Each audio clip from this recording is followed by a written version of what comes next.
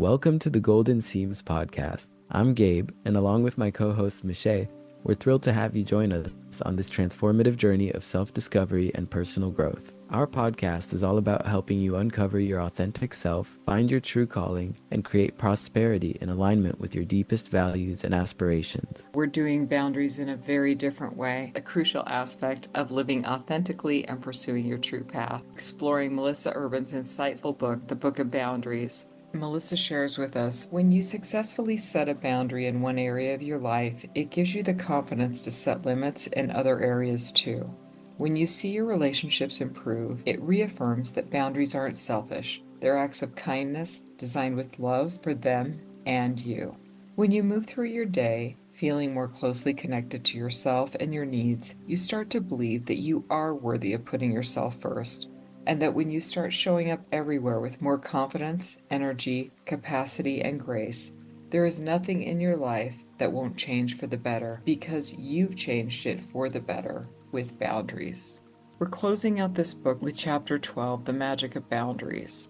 This final chapter, Melissa shares with us about her day, the benefits of what her day goes like with having boundaries versus not having boundaries. Gabe and I are going to be sharing with you this final chapter, giving you a review, our opinions about Melissa's book, and announcing our next book. Melissa says, by now, you know that a few kindly spoken, clearly outlined limits can help you preserve your energy, time, mental health, and reduce or eliminate all of these sources of frustration, anger, resentment, and burnout. Melissa shares with us, life is easier. It's worthy of putting yourself first. You're going to feel more connected with yourself, and life will just keep getting better and better, all through setting boundaries. As she reviews her day and shares it, she talks about how she's able to fulfill her health commitments because she kept and maintained boundaries with herself, that she was able to get enough sleep so that she felt healthy. She was able to start her week proactively and energized. By keeping and maintaining boundaries with others, she was able to accept certain things about projects and maintain her own boundaries, but still help friends and other people who were asking for her help. She was also able to reach compromises and agreements with various other work projects, including being a guest lecturer at Stanford. And she was able to understand, by setting boundaries with all of these people and individuals, including herself, future collaborations with these individuals and communities and businesses would be possible. She even gives an example where she practiced self-care by choosing to keep a boundary even with something as simple as her nail tech, so that she could eat her lunch even though her nail tech had asked if she could come in earlier, knowing that the rest of her afternoon was packed. By keeping a boundary, having her lunch, she was able to maintain that commitment for herself.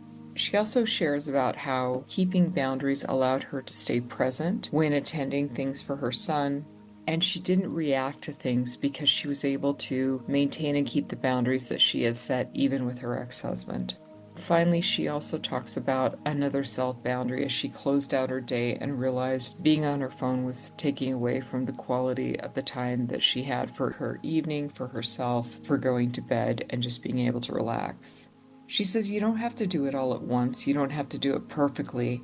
You don't even have to tackle the hardest boundaries first. All you need to do is recognize the need for a limit, take a deep breath, and use those clear, kind words we've been practicing to hold that space for yourself. One of the most significant things that I realized with Melissa's work and what she shared in this book is that boundaries are about me sharing my needs, which is vulnerable, but powerful. It's crazy how interrelated vulnerability and boundaries are. My inability to create safety around myself, ironically, because of a lack of boundaries, completely distorted my perception of boundaries and what the experience of them might be like. Because to set it, you have to share that vulnerable part of you, like you're saying, and be honest with yourself to identify where that line is or what might be causing discomfort or dissonance. The courage to make that effort and take those steps, I already feel the space, my capacity to hold space growing. I was thinking about, Gabe, where have we set boundaries from Melissa's book that have helped our lives improve? Want to experience the full power of the golden seams? Head over to our Patreon now and join us as a Golden Alchemist or on the Kintsugi Path, where you'll get access to our transformative deep meditation, powerful subliminal audio, and a custom mandala, all designed to help you manifest the life you truly desire. Don't wait to start living authentically. Join the Golden Seams Patreon today and remember who you truly are. The biggest thing for me is that I was able to set a boundary with my daughter, but also with myself. How much it had amplified and created a better relationship between me and my daughter. I'm so grateful for who she is and how she shows up, and I want to meet her there, but I wanted to hear her boundaries, respect them, but also have my own respected. I found that by incorporating the techniques in this book, it allowed me to see such a better part of her, but also to show up in a better way for myself. Stating my needs as a mom seemed a little strange. It wasn't something that I was used to. By explaining to her that these were my needs and that there were certain things that I needed in return and giving her the space to think about it, it took a few times, repeating and restating, but reassuring. I've watched my own child shift and respond to me in such a positive way. And I am genuinely grateful. That is the most important thing to me, is to maintain, expand, and keep these relationships in such an uplifting and good way. That's beautiful. I feel like the world can be difficult, but I also feel like if we have more supportive people in our lives, or that's how we show up, those difficulties aren't so much. Those burdens are lighter. What I'm feeling is like more and more people are on my side, because through that vulnerability, I'm able to foster more meaningful connections with the people around me. And instead of feeling like I'm having all of these energies come at me from different angles and all the different relationships of life, I feel like I have a network of support because of the vulnerability to show up what seems to be fewer obstacles now, because also my demeanor and perception is strengthening. It's such an ease for me to be able to recognize other people's boundaries, seeing them as needs. It's also taught me, as strange as this is, it's helped me to be more forgiving, even of my family, but also of myself. It's helped me to feel more loving towards myself, to feel more appreciative of what my needs are, because I had to appreciate and acknowledge my needs in order to state what I needed. Right. I started realizing that without it being explicitly laid out for me, like Melissa did in this book, I had so many blind spots in relationship dynamics, oftentimes led to misunderstandings, even if they wouldn't manifest in the communication or conversation. My lived internal experience of relationships has tremendously shifted. With the guides that she outlined in this book, it made it easier to creating a good game plan, checking in with myself to see where my green, yellow, and red boundaries would be. Made it so much more comfortable to enter social settings or conversations with people because I knew where the limits were. This book also did a great job validating the right that we have to protecting ourselves and being healthy and happy with the boundaries that we set. That was such a huge shift for both of us. Huge shift. So some of the relationships obviously haven't changed in dynamic, but my experience of them has changed significantly, because I know what my game plan is. If something were to cross a line or make me feel uncomfortable, I know I have options, how to communicate it or step away. And it doesn't feel like that overreaching obligation energy. I don't know how else to quantify it. People pleasing, whatever name that energy has. I also feel really good about the fact that I know how to, through what she shared, go back and revisit a situation. Right. Where I didn't lay a boundary and I needed to, and I have that structure and that understanding to know how to do that versus previous versions of leave me alone. Wow, I had the same habit. That was my reaction. Create space, but with no deliberate intent or awareness of the process that needed to happen. I would create space and it would be adding to a perception or an idea of somebody. A lot of the times for me, it was crystallizing somebody into an energy pattern that I didn't realize I was co-creating with them. Ugh. this is how it always is. And I wasn't aware of how I was showing up. I don't know if it was always related to boundaries, but the boundaries is how I created the space to gain awareness and to be able to see that in others. Boundaries with myself was a big one too with reading this book. Yes.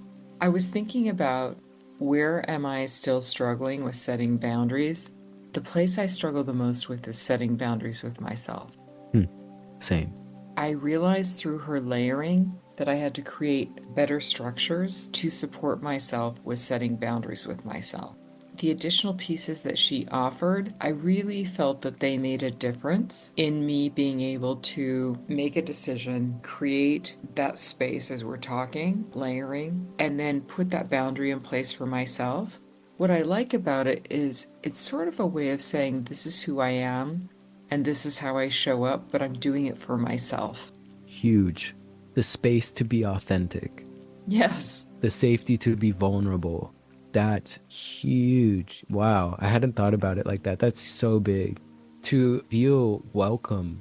Depending on our past experiences, we can be left with these imprints of unresolved experience that completely changes our baseline demeanor towards waking up and being present in the lives that we have to or get to live. Not only do I belong, but I get to decide and create how I show up, which was almost the opposite conditioning, I think, from society, school, moving, whatever the experiences that created that. I also recognize that they're common, although often unacknowledged in my social groups or at work. One of the primary reasons that I wanted to do this book was that I had recognized a pattern in my clients after doing hundreds of sessions, working with individuals. One of the key things that I recognized was this difficulty in navigating situations, our own thoughts, interactions with other people, shutting down triggers. When I discovered setting boundaries, then incorporating it, and then having Melissa's incredibly strong structure and foundation in doing that, I genuinely could understand and experience things opening up. It's one of the key pieces that I have learned to incorporate with my clients. It's the foundational structure of being able to help them move forward. I can say this for sure. Everything in the world that you do for yourself, if you do not have boundaries, if you do not have these structures in place for yourself, you are going to limit your life. I know it's circling back to the first chapter. This might literally save your life. I keep seeing flashes, nature around us, the chrysalis of a butterfly. If you open that before the butterfly says it's time, you've ruined it. If you hatch an egg from the outside in, if you try to make a flower bloom before it's ready, this is easier to perceive around us in nature. This developmental process, so commonly overlooked in our culture. We prioritize succeeding, accomplishment, so much so that we leave ourselves behind. And the more I learn how and get a chance to practice, I can feel, albeit slowly, entering back into more resonance and harmony with the nature field. There's a much calmer energy in my day-to-day experience. I've had the same experience myself. All that being said, there are still some areas in my life where I'm recognizing that there's probably room for improvement. How I'm showing up to setting boundaries could be the option. Situation specifically, I was having a conversation with somebody about a project that they were excited about, and we had a phone call, exchanged messages a few times. As I continued moving on with my life, my work obligations and personal life became overloaded with demands and other things that needed my attention. And despite communicating what I thought was clearly and kindly a few key points of how our working dynamic was going to go, I don't know if it's intentional. I don't want to make it sound intentional, but maybe they didn't hear the few boundaries I tried setting. So I tried setting more obvious boundaries.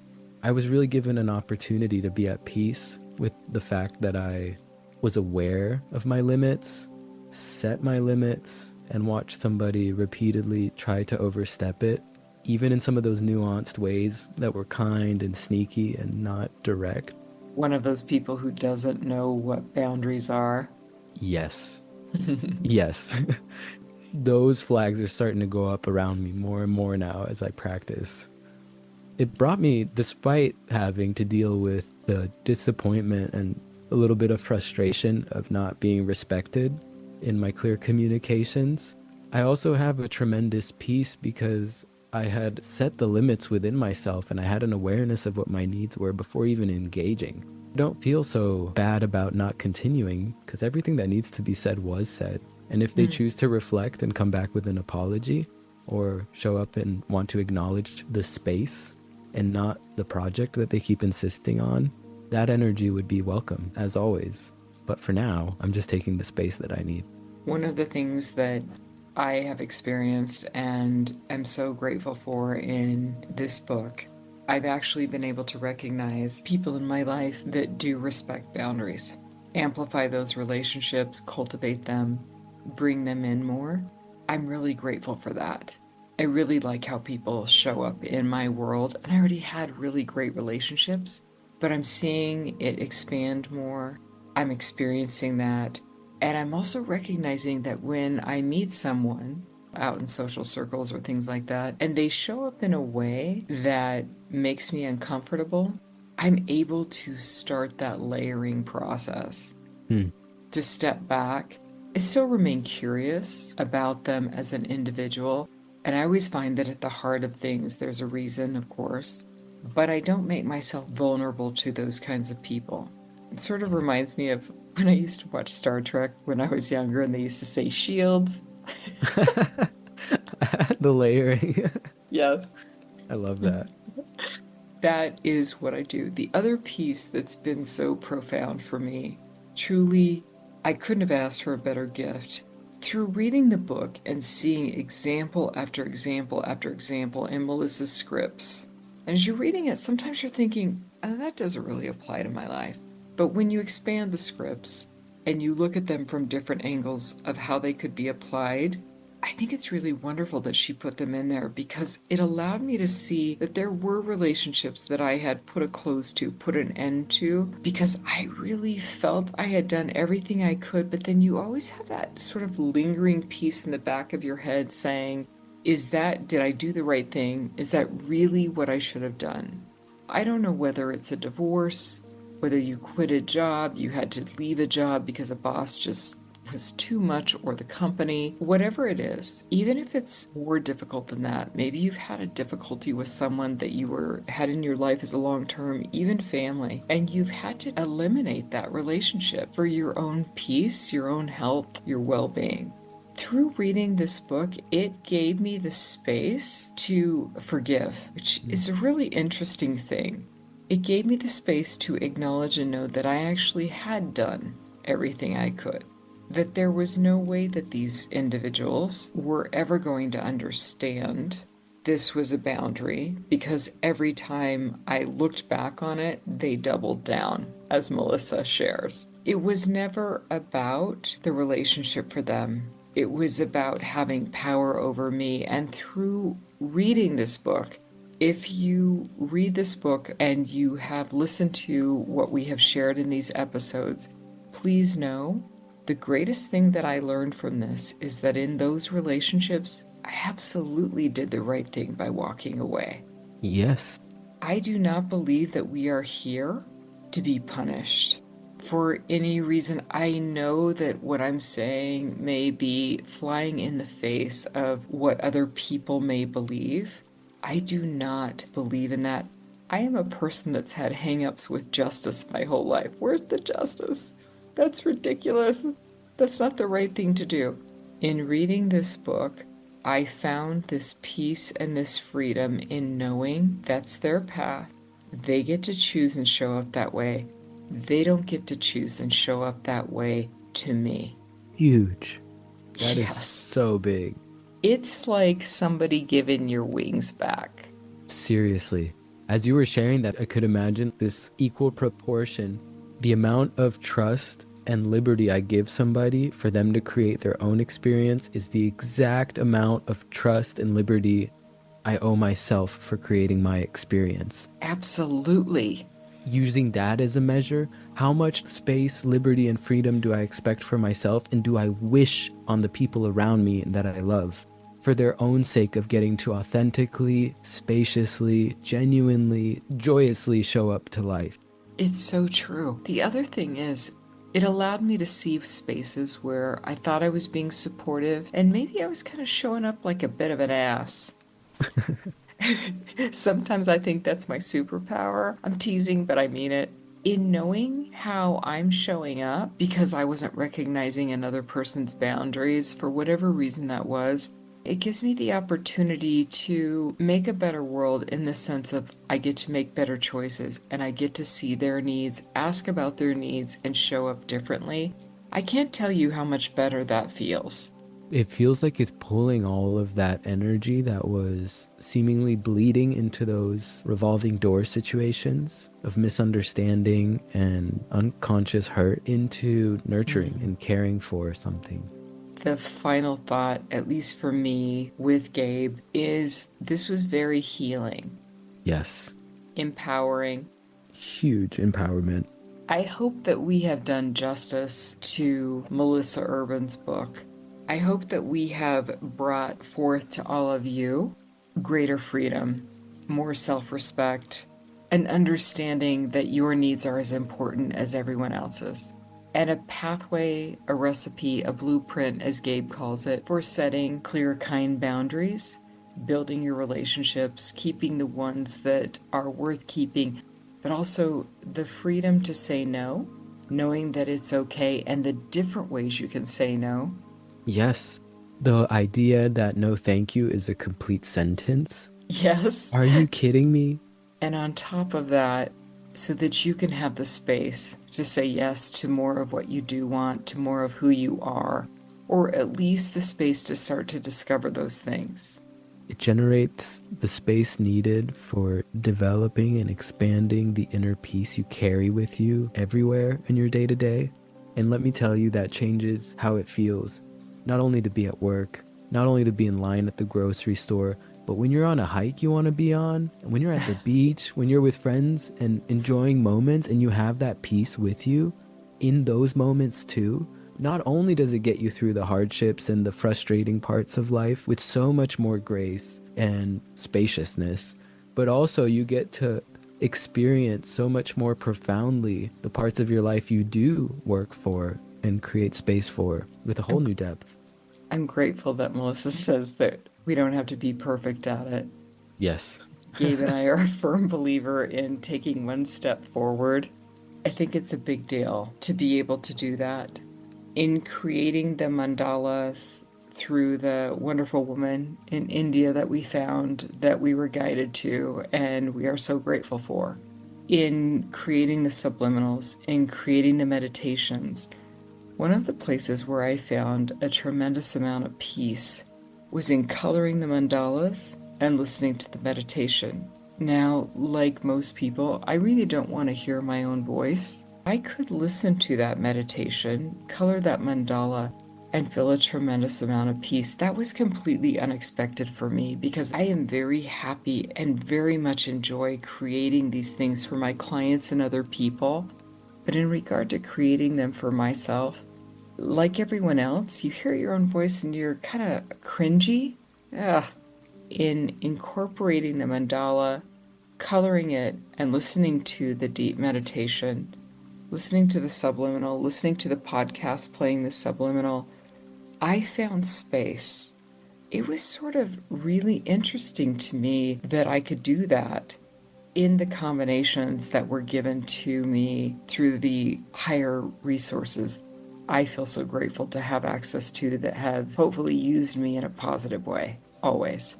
It was incredible because my experience when I was doing the meditation with the Boundaries mandala, I had this profound experience of centering and feeling this radius around me expand. The deeper and deeper I got into the energy being transmitted through not only the podcast, but the meditations.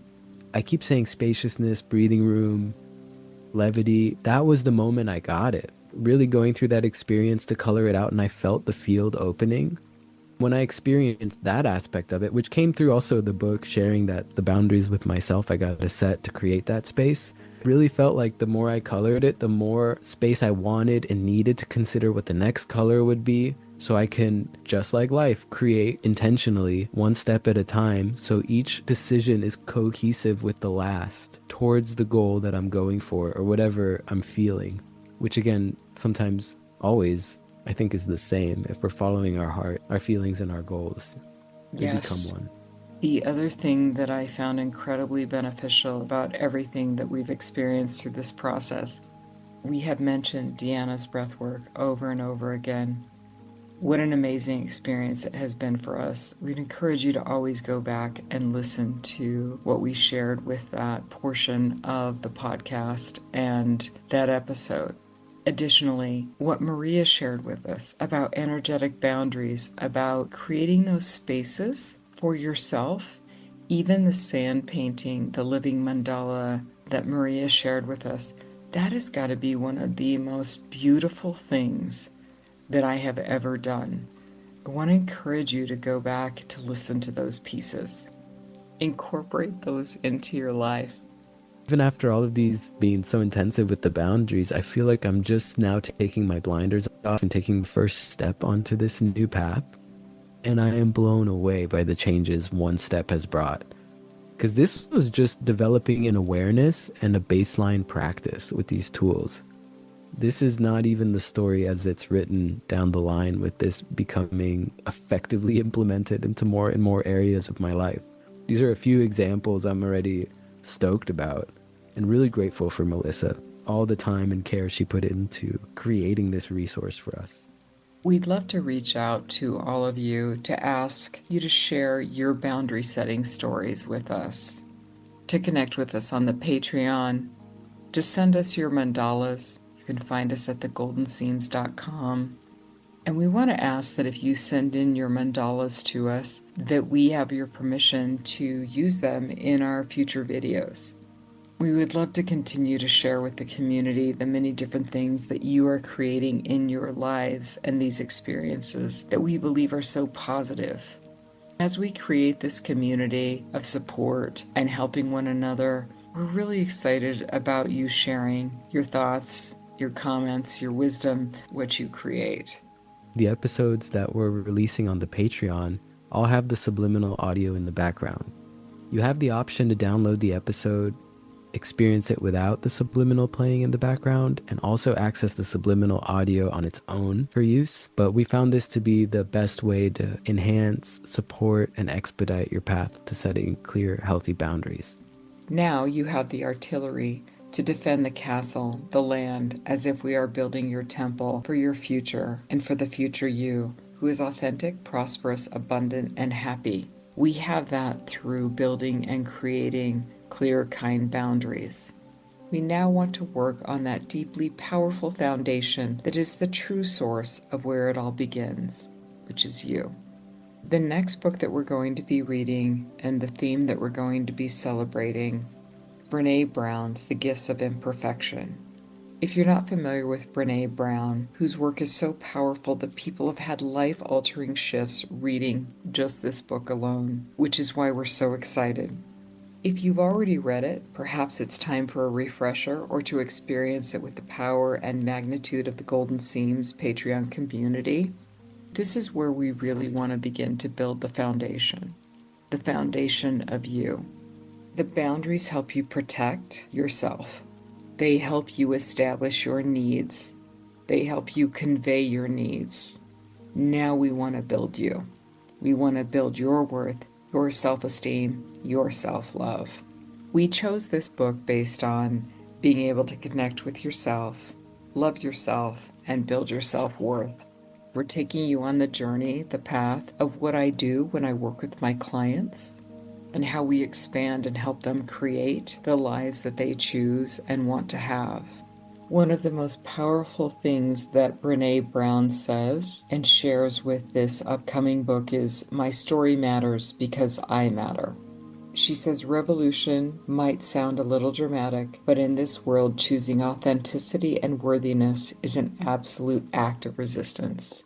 We begin to celebrate and build you in a way that makes sense for you, not the way you were socialized, but in the you that is happy, loving, fulfilled, and able to live authentically. create prosperity in a way that benefits and makes sense for you. And in turn, everything and everyone around you. Because we are the catalysts for a better world through better lives. Thank you for joining us on the Golden Seams podcast. We're truly grateful for your presence and participation in this journey of self-discovery and personal growth. Remember, your path to authenticity and prosperity is unique, and we're honored to be a part of it. If you found value in today's episode, we invite you to like, subscribe, and share it with others who might benefit. Until next time, keep exploring, keep growing, and keep shining your authentic light. This is Gabe and Michae signing off from the Golden Seams. May your path be golden, and may you find the strength to mend and beautify the broken parts of your life, just like the art of Kintsugi. Take care, and we'll see you in our next episode. Thanks, everyone.